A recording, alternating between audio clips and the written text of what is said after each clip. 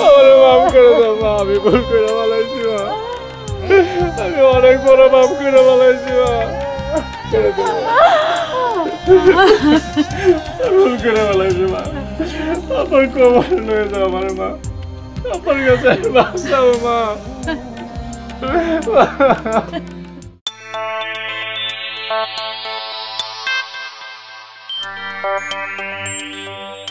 শিমু, দেখো কি আসছে। শিমু, আসছে।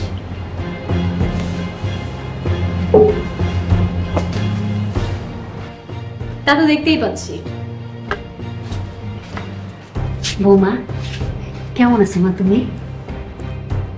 ওনাকে নিয়ে এসেছো তা না হয় বুঝলাম, কিন্তু এই অসভ্য মেয়েটাকে সাথে আনছো কেন? বৌমা এইটা তুমি কেমন কথা কইলা? আমার বোনজিটা বাপ মা মরা এতিম মাইয়া, এই দুনিয়াতে আমি ছাড়া তো ওর আর কেউ নাই। হো, আপনার এই এতিম বঞ্জিকে সাথে করে নিয়ে আসছেন আমার সংসারে ঝামেলা করার জন্য? শিমু, এসব কি বলতেছো? কখন কোথায় কি বলতে হয় সেই জ্ঞান হারিয়ে ফেলেছো নাকি? কখন কোথায় কাকে নিয়ে আসতে হয় সেই জ্ঞান কি তুমি হারিয়ে ফেলছো?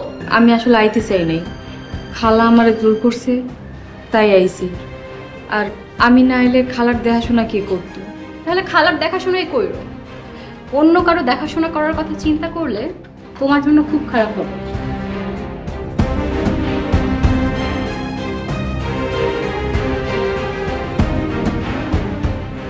উদয় আমারে জোর করে ঢাকা শহরে আনলি, গ্রামেই তো আমি ভালো আছিলাম রে বাজান। মা, তুমি এসব নিয়ে ভাইবো না তো।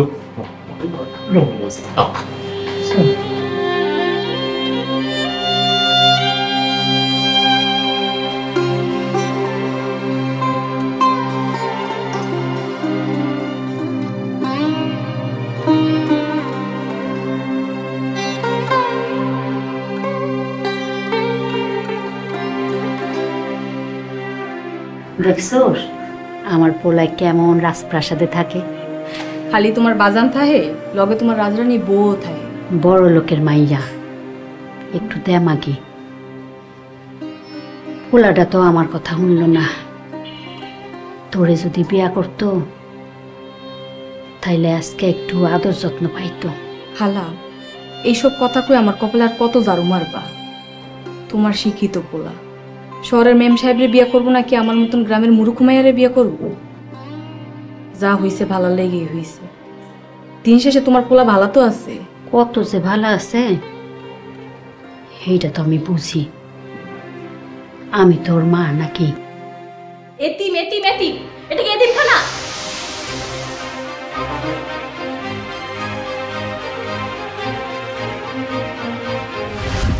শিমু, আস্তে কথা বলো, পাশের রুম থেকে মা শুনতে পাবে। কেন আস্তে কথা বলবো? তোমার মা শুনলে কি হবে? ওনার কোনো বিবেচনা বোধ আছে? একটা নির্লজ্জ মেয়েকে সাথে নিয়ে ঢ্যাং ঢ্যাং করে চলে আসছে। শিমু, আমার বাবা মারা গেছে, মা বাড়িতে একা, আমি জোর করে এখানে নিয়ে আসছি। এটা তো তোমার একটা উসিলা। এই উসিলায় এখন তুমি তোমার পুরনো প্রেমিকাকে নিয়ে ঘরে তুলছো। তুমি যা তা বলতেছো, তোমার মাথা খারাপ হয়ে গেছে। যা তা বলার তুমি কি দেখছো? তোমার মা আর ওই অসভ্য মেয়েকে আমি আমার বাসায় সহ্য করবো না। ভালো ভালো ওদেরকে বিদায় করো, নয়তো আমি তোমার মাথা খারাপ করে দিব বলে দিচ্ছি।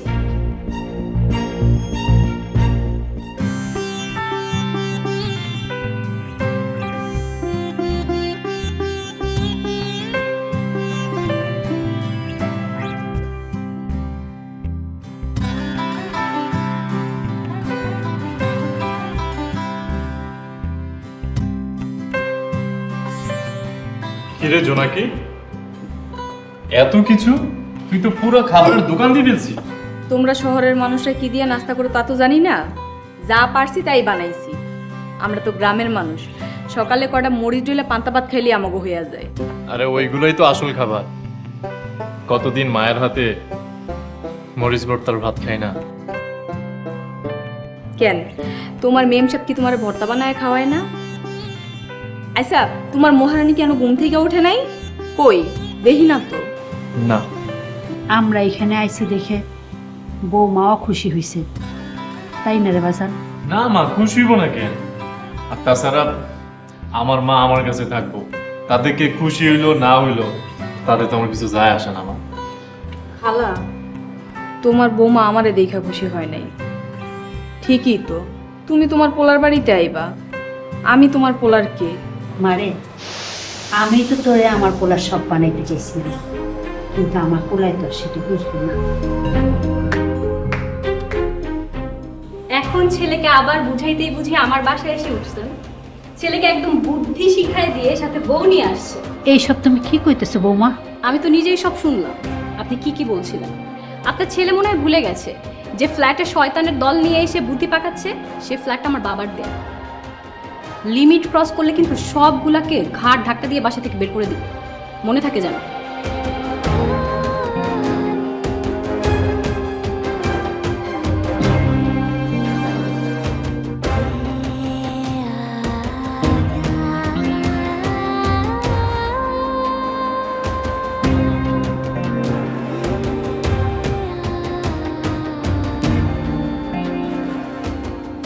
খালা, তুমি আমার এখনই বাড়িতে পাঠায় দাও। আমার লেগে তোমার চোখে বানিয়ে আইছি, আমি আর এসব সহ্য করতে পারবো না। আমারও তো হেন থেকে যাইতে হইব রে মা। অহন্তর আমার পোলায় আর আমার নাই।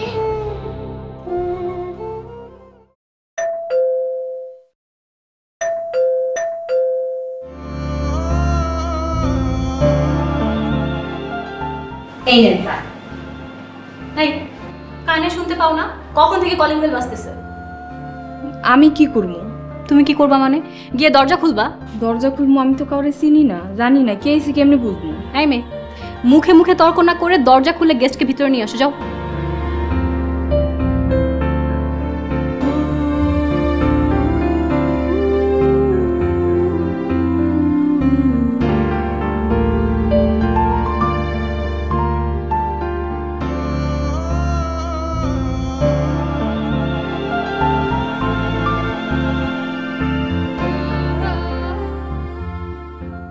এই মেয়ে, দাঁড়িয়ে আছো কেন? ভিতরে যাও।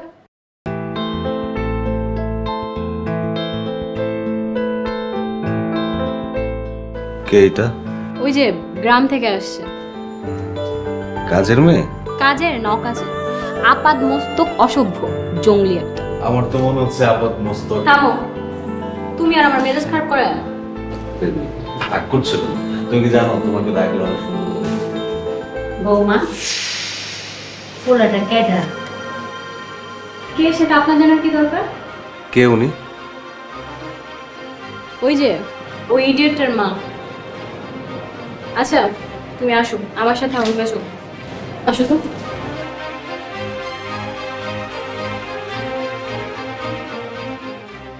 জোনাকি, পোলাটা কেডা রে?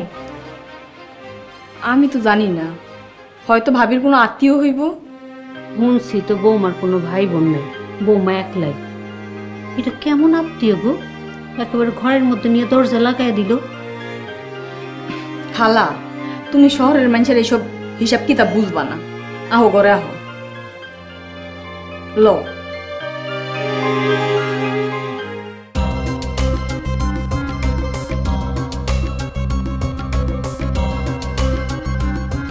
আচ্ছা, কতটুকু কি করলে জানো? তোমাকে ছাড়া কিন্তু একা একা আমার একদম ভালো লাগছে। আর একটু ওয়েট করো, এইবার কাজ হয়ে যাবে। মেহেদির সাথে সংসার ভাঙার একটা উসিলা পেয়ে গেছি। কি বলছো? কিভাবে? ওর মা আর ওই গাইয়া মেয়েটাকে দিয়ে একটা প্ল্যান সাজাতে হবে। জান, ওই মেয়েটা কিন্তু জোস। যাও তাহলে গিয়ে ওই জোস মেয়েটাকেই বিয়ে করো। আরে রাগ করছো কেন? আমি তো মজা করছিলাম। এই সিরিয়াস সময় তোমার কিসের মজা? আচ্ছা ঠিক আছে, বাদ দাও। তোমার প্ল্যান কি সেটা বলো। আগে মেহেদির ব্যাংকের টাকাগুলো নিজের হাতে নিতে হবে। একদম, জানোই তো আমার এখন ফাইন্যান্সিয়াল ক্রাইসিস। তবে একটা বিজনেস শুরু করতে পারলে তখন দেখবা টাকা আর টাকা। এর জন্যই তো আগে মেহেদির ব্যাংকের টাকাগুলো হাতাতে হবে, কারণ বাবা আবার মেহেদির ভক্ত। ওর সাথে ডিভোর্স হয়ে গেলে বাবা মাকে 1 টাকাও দিবে না। একদম ঠিক বলছো। তবে তোমার নামে যে এই ফ্ল্যাটটা আছে, এতেই আমার শান্তি। তোমাকে কিন্তু একটা কাজ করে দিতে হবে। তোমার জন্য আমার জীবনটাও দিয়ে দেবো। জীবন দিতে হবে না। আচ্ছা শোনো, তুমি প্রথমে ওর কাছে যাবা। নগদ পেমেন্টে 500 টাকা পর্যন্ত ক্যাশব্যাক আর লেনদেনে প্রতিদিন ডিপ ফ্রিজ এবং ঘন্টায় ঘন্টায় এসি টিভি সহ দারুণ সব গিফট।